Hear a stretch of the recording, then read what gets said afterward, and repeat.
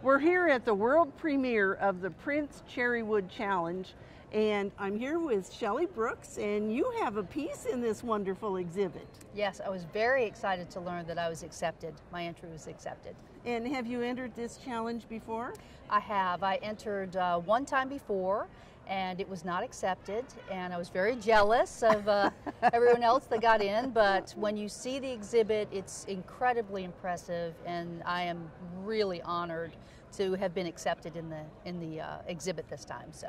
And I think one of the things people will see when they look at this exhibit is how different these 150 quilts are. Oh, absolutely. You're just given the basic concept. Prince was, of course, the subject this year. Right. And, trying to come up with something different and unique. I looked at the books from the previous years. I'd been able to see some of the exhibits from the previous years, so I knew that you really had to be on your game to get accepted. So you have about a year, and the time before I didn't give myself enough time to work on it. This time I gave myself plenty of time to make sure I really thought through the process. And I have to give my husband a little bit of credit. As I was thinking, he suggested Prince's outline in the chords, silhouette, in the silhouette, yes. So my husband gets a little bit of credit this time. And so this is your piece right here. Yes, it is. And so tell us what you've incorporated in the design of your piece. My thought about Prince was, I'd been listening to him since I was a teenager. And when my first, introduction to Prince was on a vinyl album. And then I bought cassettes, and then I moved on to CDs now, discs.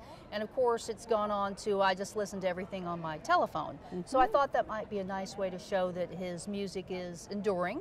Spanned a long time, It spanned a very long time, yes. And who knows how we'll listen to it next. And of course, the tie-in with Prince is Cherrywood is based in Minnesota, and he also is from Minnesota, so it's kind of like the hometown boy. Absolutely, and of course purple. Who doesn't love purple? Yes, and they've used, the fabric had to be Cherrywood's hand-dyed fabric. That's correct. And so they sold a kit with the purples and some black, and then you could incorporate some other fabrics with that. You can incorporate, it has to read the main color, which was purple, and you can incorporate some of their other colors.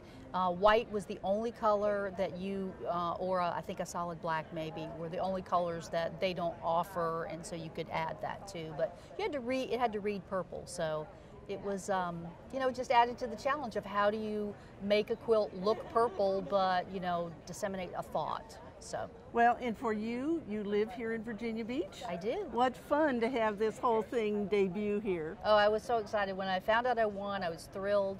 And then I was, worried I might not be able to see it because I may not be able to go to the other quilt shows. And then AQS, the debut was here, so I was like super excited. All right. Well, I hope you'll continue entering those challenges, but I also would encourage you to enter the AQS Quilt Contest too. I have 2 in the show this year. Do you? Yes, I do. Well, congratulations. Thank you very much. Well, and we appreciate that, and I know, the quilters love to see quilts, and everybody does different styles.